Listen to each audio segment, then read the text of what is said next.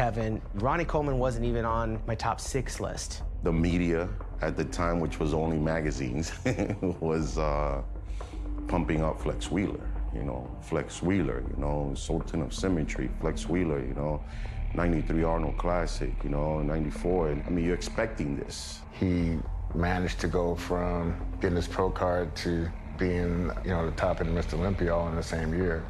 You know, that was in 93. His first pro year, he swept through everything. Every pro show, he won. And as the Olympia came, you kind of really expected for that to one day, you know, end up on his mantle. Flex Wheeler, congratulations for winning the Arnold's Classic. And tell me now, how much did it help you to come out of this kind of a momentum of winning the Ironman competition a week ago?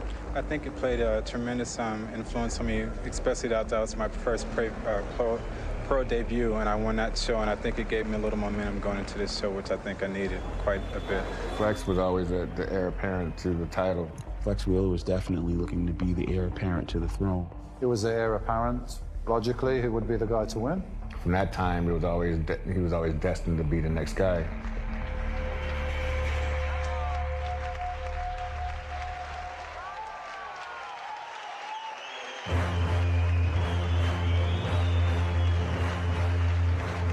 I would have bet millions he would never win the Olympia.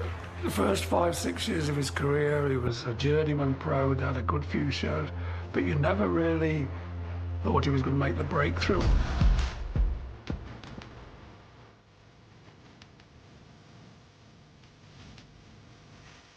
When I saw him backstage in New York City, I knew that it was pretty much game over for me. It was night and day. There was Ronnie, and then there was everybody else.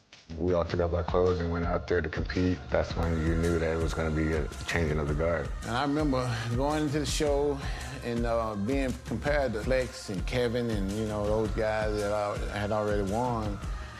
And a couple of times they had put me in the middle, and I'm like, oh, I'm doing pretty good here. They put me in the middle, comparing me to the big dogs of the sport. I think in 1998, the world had never seen the total package that Ronnie Coleman presented. And when he presented that package, he knocked out a bunch of Hall of Fame bodybuilders in their prime. And although Flex Wheeler thought he was in the hunt, I don't think he was beating Ronnie Coleman in any of the poses. My goal was just place the top 5, you know. I was like, man, if I could just place the top 5 in Olympia, you know, it'll be a dream come true.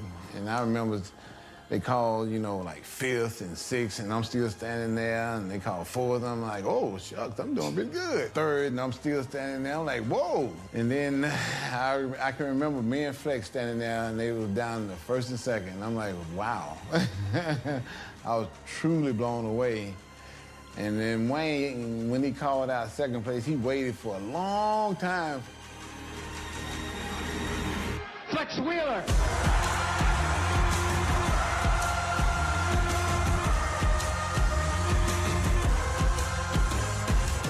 That's when he collapsed, of course, the famous officer down move that he did.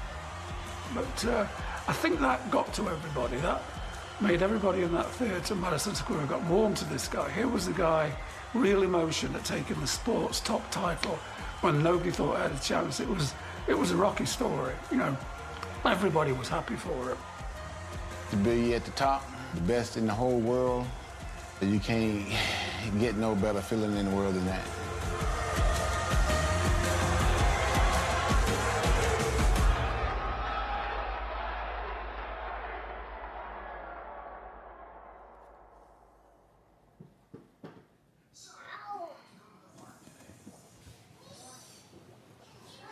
I suspect somebody cut this one open. Was it you? Maybe. Uh-huh. Okay. I want you to know these are very, very expensive. You have to just adjust to whether he's going to be here or not be here for long periods of time. And the household is run more or less the same way, but there's just, I mean, there's a few differences, of course, because there's one extra person or one less person. And I have to buy another one now to get your other ankle. At least I gave you money. Yes, at least you gave me money. Every now and then it's challenging on me and him, but I mean, we're grown-ups. We understand this is the way it is, and it's okay. And, you know, technology helps a lot. But it's challenging on the children, the girls, you know, because they miss him. And as they get older, they understand better. You know, he has to go, but he'll be back. I just don't really want to wash the dishes. Only if you come outside with me to play. After? I wash the dishes. Deal. Lola is the one in black, and she is just like me. Susie, the one in blue, she's emotional like me, but in a weird kind of way, she's analytical like him as well. Lola, you gonna come to the swing with us?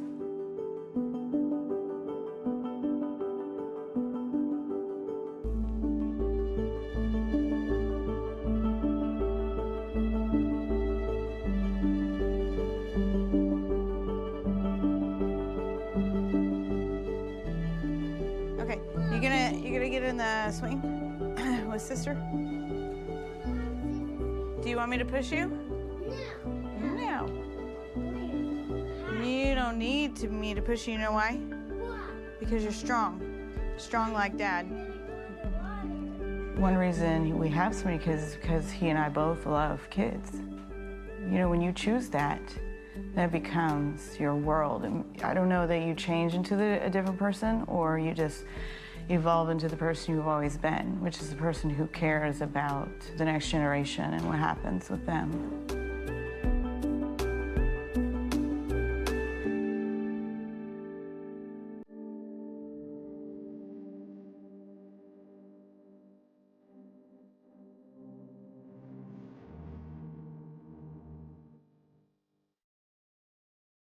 He was a simple country boy from Louisiana that came from not having much of a chance to dominate the sport. Yeah, I mean, Ronnie took it to another level with the size.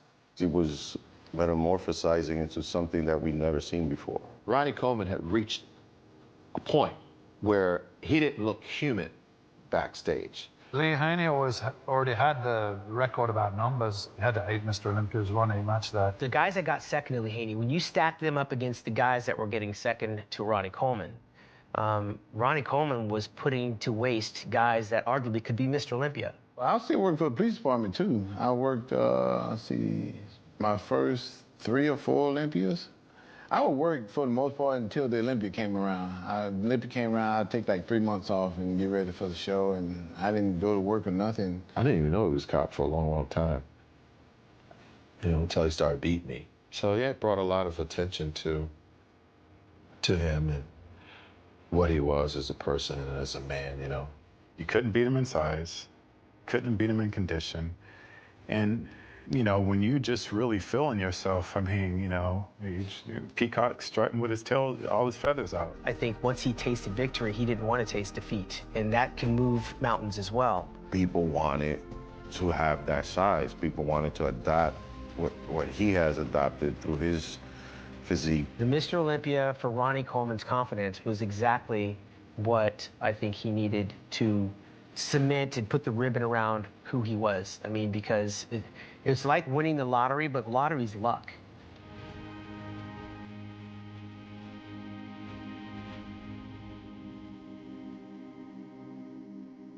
When I first started competing, I was 215, when I turned pro. And when I won my 7th Olympia, I was 296, almost 300 pounds. So I went from 215 almost 300. It was like a gradual thing, getting bigger year by year, so you couldn't really see a whole lot of size come on me at one time. But I do remember the first time I hit 300 because I couldn't bend over. The bigger Ronnie Coleman years later was not the quality Ronnie Coleman that won in New York in '98. But the judges saw it differently, that Ronnie Coleman was just too big and too muscular.